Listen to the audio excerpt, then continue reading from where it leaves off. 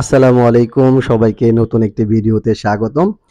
আজকে আমরা electric oven বা ওভেন দিয়ে কিভাবে ঝরঝরে ভাত রান্না করা যায় সেটা আমরা দেখে নেব। আজকে আমরা যে ভিডিওটি করতেছি এখানে স্টেপ বাই স্টেপ প্রতিটা স্টেপ দেখানো হবে কিভাবে আমরা পারফেক্ট ভাত রান্না করতে পারি। তো যেকোনো কিছু ওভেনে রান্না করার জন্য প্রথমেই ওভেনটাকে প্রিহিট করে নিতে হয়। তো প্রিহিট করার জন্য আমরা আপার হিটার এবং বটম হিটার এলিমেন্ট ব্যবহার করব 220 ডিগ্রিতে এবং 10 মিনিটের জন্য। আপনারা এখন প্রিহিট ফাংশনটা দেখতে পাচ্ছেন। আমরা প্রিহিট শুরু করে দিয়েছি। অলমোস্ট প্রিহিটটা হয়ে গিয়েছে। তো এখন প্রিহিটের পরে আমরা কুকিং এর মেইন প্রসেসে যাব।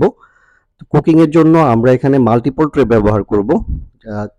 মাল্টিপল ট্রে ব্যবহার করলে অবশ্যই এমন একটা ফাংশন নিতে হবে যে ফাংশনে ওভেনের প্রত্যেকটা পোর্শনে হিটগুলা সঠিকভাবে পৌঁছায়। এজন্য আমরা টপ হিটার এবং বটম হিটার এলিমেন্টের সাথে ফ্যান ফাংশনটা ব্যবহার করব এবং 200 ডিগ্রিতে 20 মিনিটের জন্য আমরা ওভেনটাকে স্টার্ট করব। আপনারা এখন কুকিং ফাংশনটা দেখতে পাচ্ছেন যে ফাংশন সিলেক্ট করে আমরা ভাতটা রান্না করব। চলেন শুরু করা যাক নেক্সট প্রসিডিওর।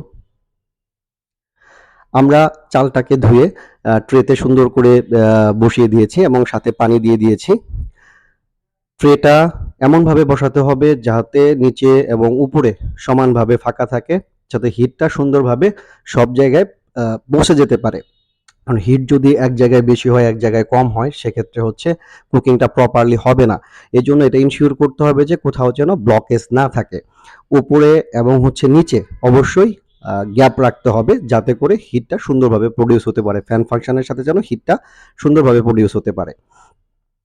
আমরা এখন ফাংশন সিলেক্ট করে দিচ্ছি। টপ হিটার এবং bottom heater element with fan. Temperature দিচ্ছি আমরা 200 ডিগ্রি এবং টাইম দিব 20 মিনিট বা 25 মিনিটস। আপনারা দেখতে পাচ্ছেন আমরা টাইমটা সিলেক্ট করতেছি। টাইমটা সিলেক্ট করার পর দেন আমরা টেম্পারেচারটা চেঞ্জ করব। টেম্পারেচারটা 200 ডিগ্রিতে দিব। স্টার্ট করে দিলাম ওভেনটা। অলরেডি 18 মিনিট হয়ে গিয়েছে। আমরা 18 মিনিট পরে চেক করব আসলে কি অবস্থায় আছে আমাদের চালগুলা সিদ্ধ হয়েছে কিনা, ভাতের কি পজিশন।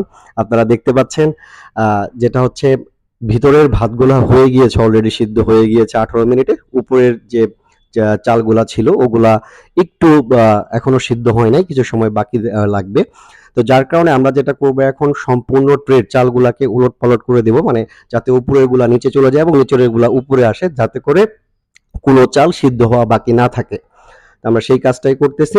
অবশ্যই এটা খেয়াল রাখতে হবে ট্রেগুলা কিন্তু প্রচন্ড হিট থাকে, প্রচন্ড গরম থাকে। তো আমাদের পসিবল হলে হ্যান্ড গ্লাভস ব্যবহার করে নেওয়া উত্তম, কারণ সেফটির জন্য।